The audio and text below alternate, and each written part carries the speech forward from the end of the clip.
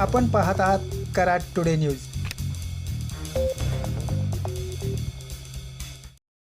पुणे बेंगलोर राष्ट्रीय महामार्गावरील आतीत येथील सर्वात उंच व लांब भराव पुलाचे काम सध्या गतीने सुरू आहे।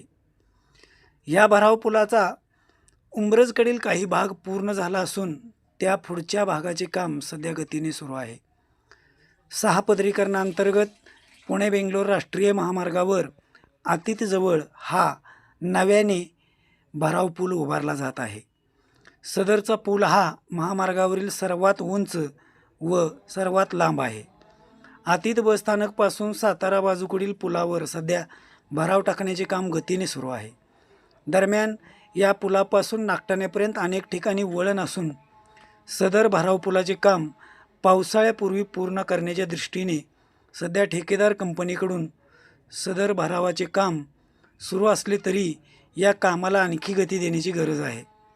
सोमवारी 24 मार्च रोजी घेतलेल्या या व्हिडिओमध्ये आपण सध्या पाहू शकता, या सर्वात उंच व लांब भराव पुलाचे गेले काही दिवस रखडलेले काम पुन्हा गतीने सुरू करण्यात आले आहे।